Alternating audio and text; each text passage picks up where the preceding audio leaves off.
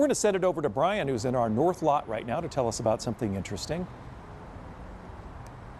I am, yes, Pat, out here hanging out in the parking lot, and really an important thing to talk about here. The land of 10,000 lakes really facing a threat from invasive species. We've talked about this so much, but there are things that we can be doing to help out with this, including this awesome piece of machinery that we have behind us. We're going to talk about that in a second. We have Pat Konzemius with Wildlife Forever here, and then also Ed Rudberg, CEO of CD3.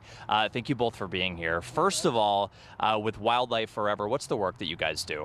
So we're a local nonprofit conservation organization. We do work all around the country about conservation issues, but here locally in Minnesota, we really focus on our clean, drain, dry message, and that's educating boaters and anglers about how to prevent the spread of invasive species and really those critical prevention steps to make sure that we don't spread invasive species from lake to lake. We all have to do our part, for sure. Ed over here, behind this really cool piece of machinery that we have behind us. Tell us what you brought here. I know you guys are excited about this. Yeah, so we've got a waterless cleaning station. We call it a CD3 watercraft cleaning station. It's designed to help boaters clean, drain, dry their boats and then dispose of their bait. So they can use things like, we got a vacuum here, out of our way here. Yeah, wet dry vac that you can use. Just power it up here and take a look at the boat, and let me make sure we get all Try to get this thing working here. Pull the tube out. Obviously, we have the boat over here. What are you doing with it? Yeah, so what you're looking for is any weeds, debris, anything that you might have within your boat, underneath your boat, in the live wells that you would want to suck out. So you can, suck out any zebra mussels, milfoil, any of that kind of stuff. Really looking to assist boaters with cleaning, draining, and drying. Yeah, and these stations, I know this is a concept that you guys came up with. Yep.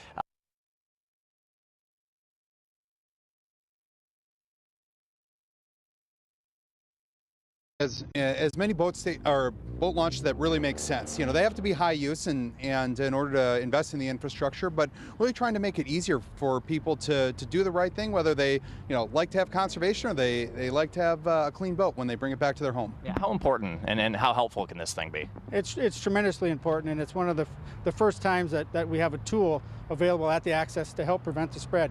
We can do so much education, we can do so much outreach, but really it's about having the tools to implement the behavior. And the CD3 station's that first step in allowing boaters and anglers to do the right thing themselves.